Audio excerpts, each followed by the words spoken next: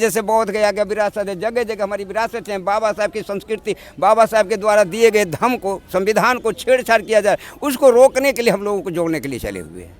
हमारी बौद्ध विरासत जो है वो हमारी है, सनातन जिसको कहते हैं वो सनातन हमारा बौद्ध है, हमें दे दी जाए। जिस तरह से उसको दे दिया उस तरह से हमारी हमें दे दी जाए। भीमा कोरेगांव तक ही नहीं हम लोग बल्कि समुद्र बाबा साहब के स्मारक स्थली तक जाएंगे। और भीमा कोरेगांव में 31 दिसंबर को 12वीं रात्रि में भीमा कोरेगांव के वीर शहीदों को शौर्य जो दिया जाता है उसमें हम लोग भाग लेने के बाद फिर से वापसी में आएंगे। बाबा साहब डॉक्टर बी.आर. अम्बेडकर ने 34 जो धम्म चक्र परिवर्तन करके जो लुप्त हो गया था, मनुवादी व्यवस्था के लोगों ने उसको निगल चुका था, बाबा साहब ने जबड़ा फाड़ करके निकाल कर सामने रखा कि हमारी विरासत है, हम उस विरासत को हासिल करना चाहते हैं। तुम स्वयं चलो चरस भीख बेचारी गंगा बहुजन हिताय बहुजन सुखाय। मेरे साथ कुछ बौद्ध भिक्षु हैं जो बिहार से चलकर दिल्ली पहुंचे हैं और क्या है उनकी मांग वही समझने की कोशिश करेंगे। क्या नाम हुआ आपका? मेरा नाम भंते सारी पुत्र, मेरा बौद्ध बिहार हस्ती ग्राम हाथीखल, जिला गोपालगंज, प्रखंड थाना फुलवरिया, जिला गोपालगंज, बिहार से।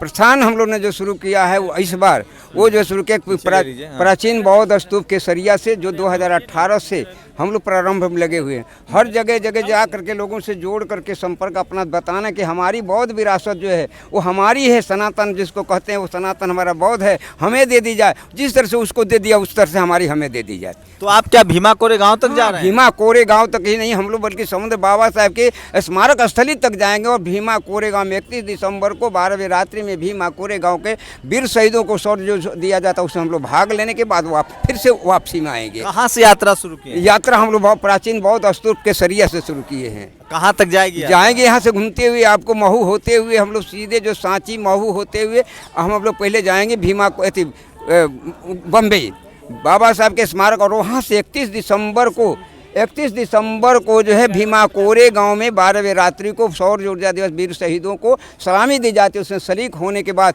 फिर से महू होते हुए नागपुर की धरती पर होते हुए सारनाथ से होते हुए हम लोग फिर से वापस जाएंगे। तो पैदल मार्च कर रहे हैं? हम लोग 4 व्हीलर से हैं, जिसमें स्कॉर्पियो 4 व्हीलर से, जनता के सहयोग, लोगों के सहयोग, आपसों के सहयोग से, ताकि लोगों को जोड़ने के लिए, ताकि हमारी जैसे बौद्ध गया का विरासत है, जगह जगह हमारी विरासत है। बाबा साहब की संस्कृति, बाबा साहब के द्वारा दिए गए धर्म को, संविधान को छेड़छाड़ किया जाए, उसको रोकने के लिए हम लोगों को जोड़ने के लिए चले हुए हैं।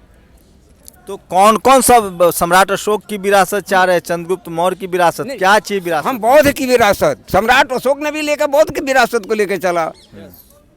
बाबा साहब डॉक्टर बी.आर. अम्बेडकर ने 34 जो धम्म चक्र परिवर्तन करके जो लुप्त हो गया था, मनुवादी व्यवस्था के लोगों ने उसको निगल चुका था, बाबा साहब ने जबड़ा फाड़ करके निकाल कर सामने रखा कि हमारी विरासत है, हम उस विरासत को हासिल करना चाहते हैं, लोगों को जोड़ना चाहते हैं।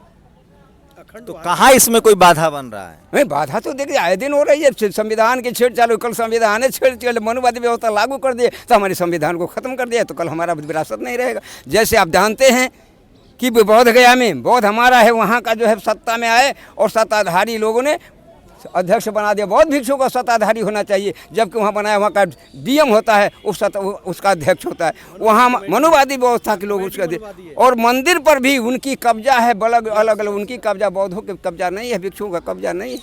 भंते जी, ग्राउंड पर बात करें तो आप चंपारण से हैं, तो वहाँ लोग क्या तेजस्वी इसमें देखा हमने? अनुराधा राज ज्योति, असंगम राज ज्योति, मेवालाल यादव, जितेंद्र सिंह, तो तमाम जो इस देश के मूल निवासी हैं वो आप लोगों से जुड़ रहे हैं अब धर्म की तरफ? जी हाँ, बढ़ रहे हैं। और हम लोग जोड़ने के मूल निवासी से जोड़ने के लिए, हम लोग पूरे मूल निवासी जो भारत के मूल निवासी सबसे जोड़ने के लिए। बल्कि तो प्रधानमंत्री तो बुद्धिस्ट हैं, वो तो दो बड़नगर के हैं, वहाँ भी बुद्ध विहार था। प्रधानमंत्री ने अभी 2-3 बड़े इंटरनेशनल बुद्ध समागम करवाए हैं दिल्ली में। वो तो दिखावा के लिए कराए हैं।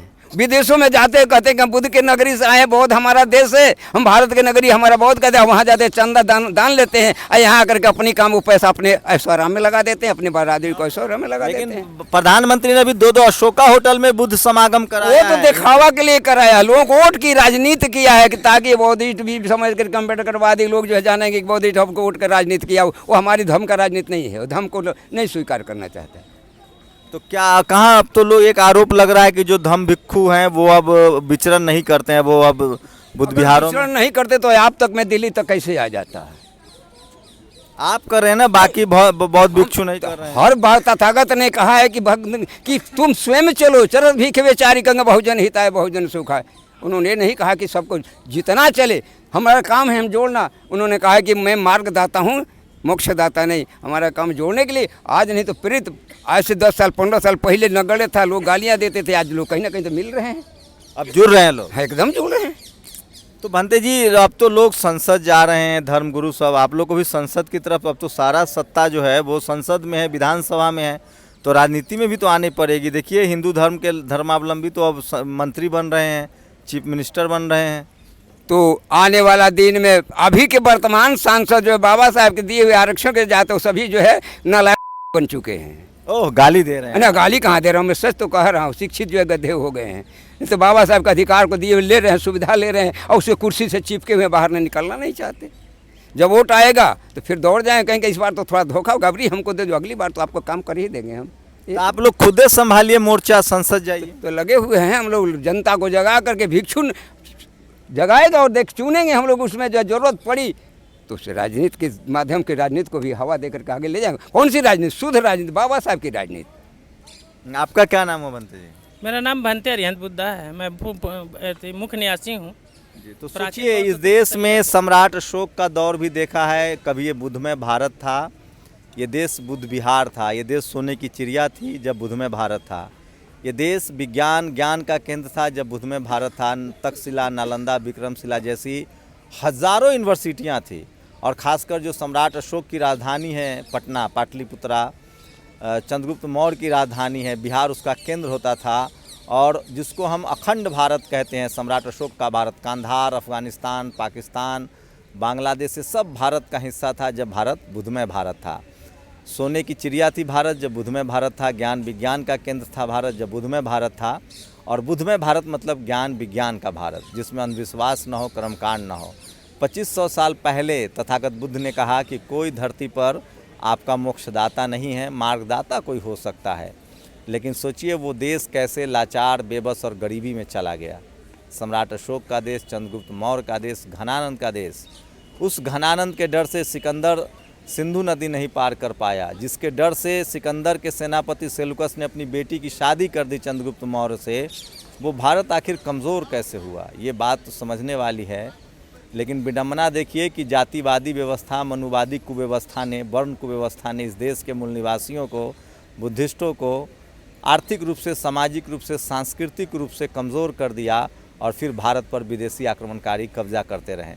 भारत तब तक विशाल भारत था जब तक बुद्धमय भारत था, और अभी भी लगातार बाबा साहब ने संवैधानिक तरीके से उसी भारत को मजबूत करने की कोशिश की है, और भारत का संविधान भी बुद्धमय भारत से लिया गया है, सम्राट अशोक से लिया गया है, और उसके लिए भी अब लगातार प्रयास जारी है। और जैसे जैसे जिनको शिक्षा से दूर रखा गया, संपत्ति से दूर रखा गया, जिनको सांस्कृतिक विरासत से दूर रखा गया, वो जैसे जैसे पढ़ लिख रहे हैं, सचेत हो रहे हैं, अपने सांस्कृतिक विरासत को फिर से ढूंढ रहे हैं। और उसी कड़ी में भंते जी बिहार के चंपारण से चलकर भीमा कोरेगांव हो, चैत्य भूमि हो, दीक्षा भूमि हो, जो 4 बड़े स्थल हैं, बाबा साहब ने जहाँ जन्म लिया जिसको महू कहते हैं, बाबा साहब ने जहाँ संविधान दिया वो दिल्ली है, बाबा साहब ने जहाँ दीक्षा ली वो नागपुर है, और बाबा साहब का जहाँ परिनिर्वाण हुआ वो चैत्य भूमि है, और वहीं भीमा कोरेगांव भी जाने वाले हैं। तो अगर आप बुद्ध से जुड़े 4 स्थल जानते हैं, बुद्ध जहाँ जन्म लिए लुम्बिनी, बुद्ध ने जहाँ ज्ञान प्राप्त किया बोध गया, बुद्ध ने जहाँ पहली दीक्षा दी सारनाथ, और बुद्ध का जहाँ परिनिर्वाण हुआ कुशीनगर, वो भी 4 महत्वपूर्ण स्थल है। तो ऐसे बौद्ध भिक्षु अब निकल रहे हैं। मैं फिर कह रहा हूँ कि विद्या बिन गति गई, गति बिन मति गई, मति बिन व्यापार गया, और व्यापार बिना इस देश के मूल निवासी शूद्र कहलाए। तो जैसे जैसे संविधान का समय बढ़ता जा रहा है, लोग स्कूल कॉलेज जा रहे हैं, अपने संवैधानिक अधिकार के साथ साथ अपने राजनीतिक सांस्कृतिक विरासत को भी ढूंढ रहे हैं। शुक्रिया भंते जी हमसे बातचीत करने के लिए। मंगल हो। तो आप लोग इस वीडियो को ज़रूर शेयर कीजिए और अपने सांस्कृतिक राजनीतिक विरासत को संजोइए। बाबा साहब ने कहा था, जो समाज अपना इतिहास नहीं जानता वो इतिहास नहीं बना पाता है। भंते जी की कोशिश है कि इस देश के मूल निवासियों को उनके इतिहास से, बुद्धमय भारत से, सम्राट अशोक के भारत से, चंद्रगुप्त मौर्य के भारत से, संत शिरोमणि रविदास, कबीर, फूले, पेरियार, अम्बेडकर और तथागत बुद्ध के भारत से लोगों को रूबरू कराया जाए। आप लोग अपनी प्रतिक्रिया जरूर दीजिए। शुक्रिया। नेशनल दस्तक की आपसे गुजारिश है कि अगर इसको बचाना चाहते हैं तो नेशनल दस्तक को सब्सक्राइब करने के लिए रेड कलर के सब्सक्राइब बटन को दबाएं, फिर बेल आइकन की घंटी दबाएं। नेशनल दस्तक को बचाने के लिए बहुत जरूरी है कि हर खबर को शेयर करें, लाइक करें, कमेंट जरूर करें।